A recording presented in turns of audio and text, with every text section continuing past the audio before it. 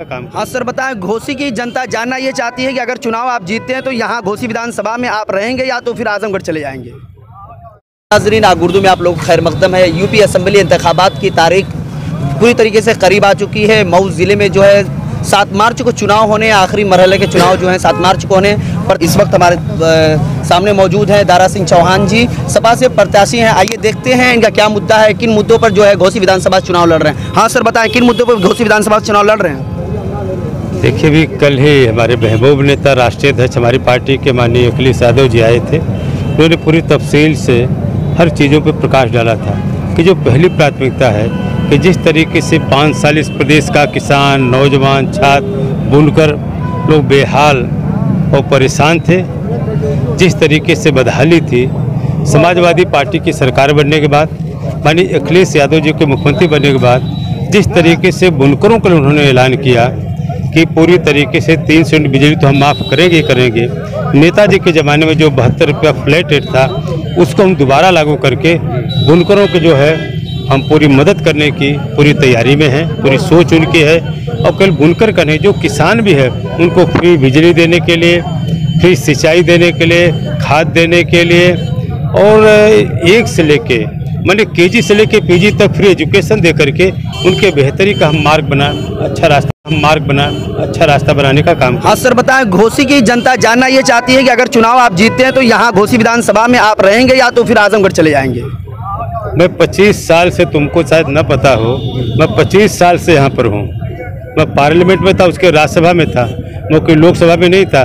फिर भी जाके देखो बुजेटी में रहता हूँ, यहीं पे मैं रहता हूँ। मैं कहीं नहीं जाता। मैं तो घर जाए मुझे पता नहीं कितने दिन बाद में जाता हूँ। मैं तो यहीं पे रहता हूँ, मेरा मकान यहाँ पे है। इसलिए तो जो मुखालिफ लोग हैं, जिनको अच्छा नहीं लगता, वो लोग इस बात को कहते हैं। वो राजनाथ सिंह की बात नहीं करेंगे जो चंदौली के रहने वाले गाजियाबाद से लड़ते हैं। वो मोदी को नहीं कहेंगे जो गुजरात वाले बनारस से लड़ते हैं। ये सारी चीज़ें हैं। इसलिए मैं कहता हूँ, आप पूरी जनता जो ओबीसी है, दलित है, वो किसी के जालसाजी में नहीं आने वाले हैं, किसी चाल में फंसने वाले नहीं है। पूरी तरीके से मैंने सेवा किया है और अगर इनका आशीर्वाद मिलता है तो मैं इस घोसी की बेहतरी और बहबूदी के लिए पूरी सेवा करने का काम करूँगा। ठीक है, शुक्रिया। आइए हम चेयरमैन घोसी, चेयरमैन नुमाइंदे से हम बात करते हैं, देखते हैं। पहले तो वो बहुजन में थे, कैंडिडेट थे, लेकिन इस वक्त लाल टोपी लगाए हैं। देखते हैं इसमें क्या कुछ उनका राज है। हाँ बताएं चेयरमैन साहब। देखिए, आज पूरे उत्तर प्रदेश में जो एक लहर नहीं है, सुनामी है समाजवादी की, जिसमें किसान और बुनकर खास तौर से पूरे उत्तर प्रदेश से एक तरफा जा रहे हैं।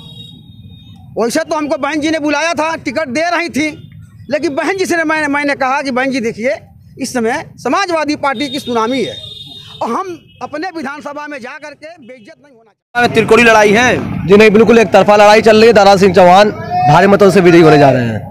क्या कुछ मुद्दा है? देखिए, महंगाई, बेरोजगारी, शिक्षा, ये तमाम मुद्दे हैं और मुद्दा तो बहुत सारा है। देखिए, भाजपा की सरकार जैसा 5 किलो राशन दे रही है, लेकिन 5 किलो राशन से किसी का पेट भरने वाला नहीं है। 5 किलो राशन तो मिल तो जरूर रहा है, लेकिन 5 कुंटल साढ़ जो चल जा रहा है वो कहाँ से लाएंगे?